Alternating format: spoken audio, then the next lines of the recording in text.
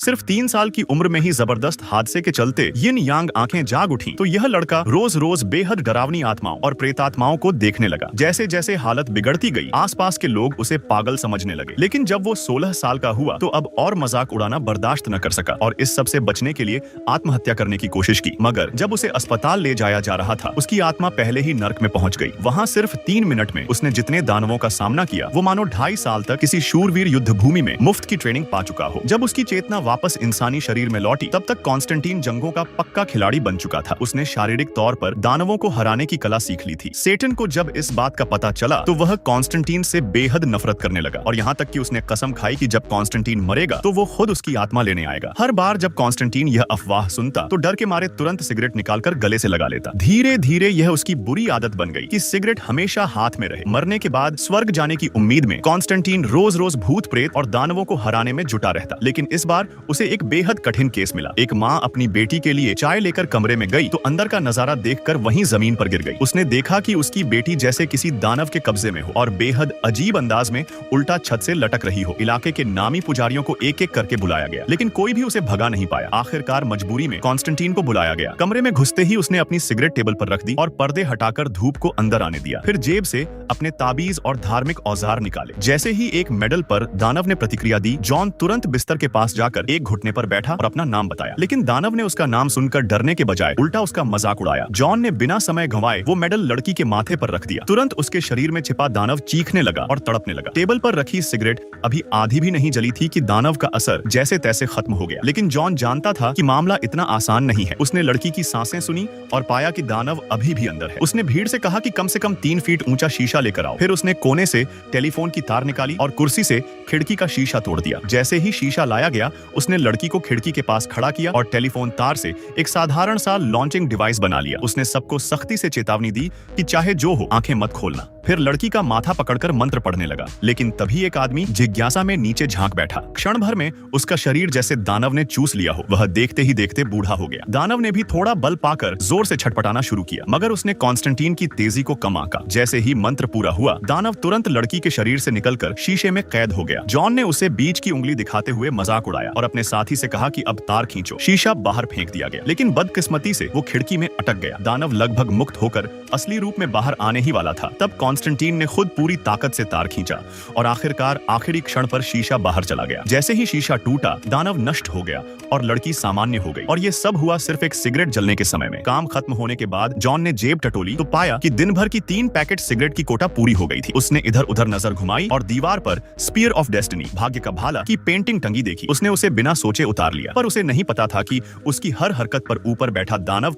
नजर रख रहा है। बिल्कुल साफ था कि जॉन अब एक साजिश में फंस चुका है। घर आकर वह हमेशा की तरह बिस्तर पर बैठकर धुआं उड़ाने लगा। लेकिन रात को अचानक खांसते हुए नींद से उठा और उसके फेफड़ों से खून निकलने लगा। डॉक्टर ने जांच के बाद कहा कि उसे फेफड़ों का कैंसर है और अगर कोशिकाएं ऐसे ही फैलती रहीं तो वह 3 महीने से ज्यादा जिंदा नहीं रहेगा। यह सुनते ही जॉन ने तुरंत सिगरेट पकड़ ली। उसने सोचा, 3 साल की उम्र में तीसरी आंख खोली, 16 में नर्क देख लिया और अब जिंदगी इतनी जल्दी खत्म। वह हार मानने को तैयार नहीं था। इसीलिए रात में ही चर्च जाकर उसने आर्चेंजेल गैब्रियल से पूछा कि क्या उसे मरने के बाद स्वर्ग जाने का हक है। लेकिन गैब्रियल ने कहा कि क्योंकि जॉन ने एक बार आत्महत्या की थी, इसलिए चाहे उसने कितने भी दानव मारे हों, वह पाप नहीं धुल सकता। कुछ और दिन जीने के लिए जॉन ने दवा ली, लेकिन खांसी फिर बढ़ गई। उसने सिगरेट निकाली ही थी कि अचानक एक दानव ने उस पर हमला कर दिया। खुशकिस्मती से उसने पास की लकड़ी उठाई और उसे मार गिराया। फिर दानव को सड़क पर खींच कर लाया, जहाँ तेज रफ्तार गाड़ियों से उसे कुचलवा दिया। दानवों ने जाते जाते धमकी दी कि कॉन्स्टेंटीन को इस मामले में दखल नहीं देना चाहिए। ये साफ था, पीछे कोई बड़ा षड्यंत्र छिपा है। सच पता करने के लिए कॉन्स्टेंटीन अपने छोटे शिष्य के साथ आत्माओं के ठिकाने पर पहुंचा, लेकिन मिडनाइट पापा से मिलने के लिए शिष्य को कार्ड के पीछे का चिन्ह पहचानना था। वह नाकाम रहा, इसलिए उसे अंदर जाने की इजाजत नहीं मिली। जॉन अकेला उस लाल अंधेरी गलियारे से गुजरा जहां उसने देखा देवदूत और दानव दोनों इंसानी शरीर में शराब और ऐशो आराम में डूबे हुए हैं, मानो अपनी मूल भूमिका भूल चुके हों। वह आखिरकार मिडनाइट पापा के कमरे में पहुंचा और इस तटस्थ व्यक्ति को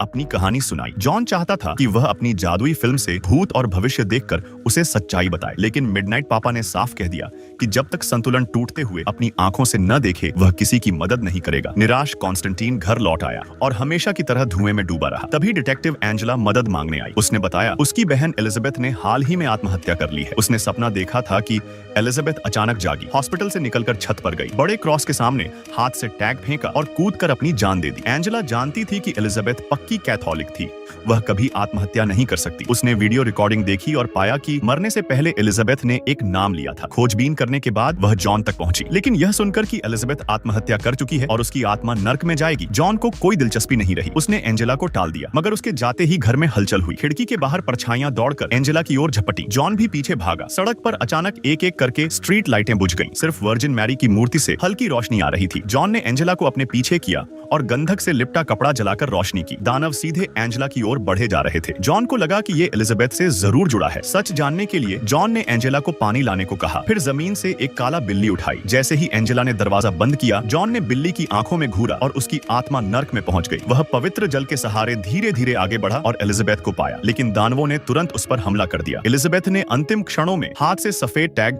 जॉन की ओर फेंका और फिर नर्क के दानव उसे घसीट ले गए। जॉन ने जैसे तैसे संकेत उठाया और पवित्र जल की मदद से इंसानी दुनिया में लौट आया। एंजेला ने चिंतित होकर पूछा। जॉन ने कहा, एलिजाबेथ सचमुच आत्महत्या कर चुकी है, वरना वह नर्क में नहीं होती, लेकिन इसमें अब भी गहरा राज छिपा है। सच पता करने के लिए जॉन ने अपने दोस्त एक मृतात्मा से संवाद करने वाले शमन को बुलाया। जैसे ही उसने एलिजाबेथ के शव को छुआ, उसकी बाह पर बने दानवी निशान को देखकर डर गया। उसे प्यास लगी, लेकिन किसी बोतल से पानी नहीं निकल रहा था। वह पागल होकर दुकान भागा, ड्रिंक्स उठाए, लेकिन एक बूंद भी गले से नीचे नहीं गई। समझते ही कि कुछ गड़बड़ है, उसने पेन से हाथ पर जोर से वार किया और जॉन के लिए संकेत छोड़ दिया। जब जॉन पहुंचा तो शमन मर चुका था। मौत का कारण डूबकर मरना बताया गया। उसके हाथ पर अजीब निशान था। जॉन ने वह निशान अपने दूसरे साथी को दिखाया जो बहुत विद्वान था। उसने हेल्स बाइबल पलटकर देखा और बताया, यह सेटन के बेटे मामन का चिन्ह है और मामन की सबसे बड़ी ख्वाहिश है धरती पर खून और मौत का अपना साम्राज्य खड़ा करना। आदमी ने हाथ में एक्सॉर्सिज्म का हथियार थामा और पवित्र जल की शक्ति के साथ दानवों पर हमला बोला। जहां से भी गुजरा मानो शेर जंगल में उतर आया हो। कोई भी दानव टिक न पाया। ये सब दानव जो इंसानों के शरीर में छुपे थे,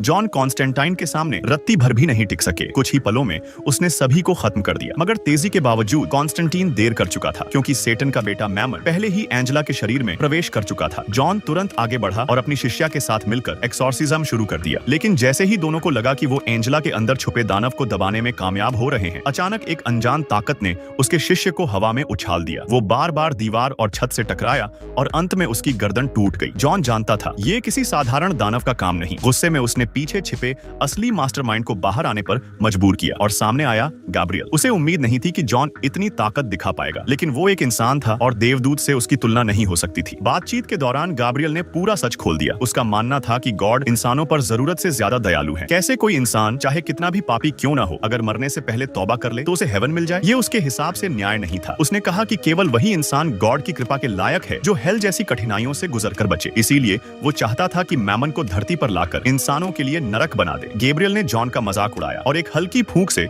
उसे सैकड़ों मीटर दूर फेंक दिया। फिर एंजेला के पास जाकर मैमन को जन्म देने की तैयारी करने लगा। जॉन जानता था अब उसके पास कोई रास्ता नहीं बचा। उसने पहली बार सच्चे दिल से गॉड से प्रार्थना की, लेकिन चाहे जितनी भी विनती की कोई जवाब नहीं मिला। आखिरकार जॉन ने कांच उठाया और अपनी नस काट ली। वो जानता था अब लूसीफर सेटन खुद उसकी आत्मा लेने आएगा, और हुआ भी वैसा ही। जैसे ही गैब्रियल ने मैमन को छोड़ने के लिए भाला उठाया, अचानक वक्त थम गया और लूसीफर सामने आ गया। जॉन ने चाल चली। उसने बताया कि उसका बेटा मम्मोन अभी इसी कमरे में जन्म लेने वाला है। लूसीफर तुरंत वहां पहुंचा और सच देख लिया। गैब्रियल ने उसे रोकने की कोशिश की, लेकिन अब वो गॉड की कृपा से वंचित हो चुका था। गुस्से में लूसीफर ने मैमन को फिर से हेल में कैद कर दिया। इसके बाद उसने जॉन से उसकी आखिरी ख्वाहिश पूछी। जॉन बोला, मैं तुम्हारे साथ हेल जाने को तैयार हूँ, लेकिन बदले में एंजेला की जान बचा लो। लूसीफर ने बिना सोचे मान लिया और जॉन की आत्मा ले जाने लगा। लेकिन तभी अचानक उसका शरीर भारी होने लगा। एक तेज रोशनी कमरे में फैली और जॉन ऊपर उठने लगा। गॉड ने उसकी कुर्बानी स्वीकार कर ली थी। जॉन अब हेवन जाने वाला था। वो जाते जाते मुस्कुराया और लूसीफर को इंटरनेशनल हैंड जेस्चर दिखा दिया। गुस्से में लूसीफर ने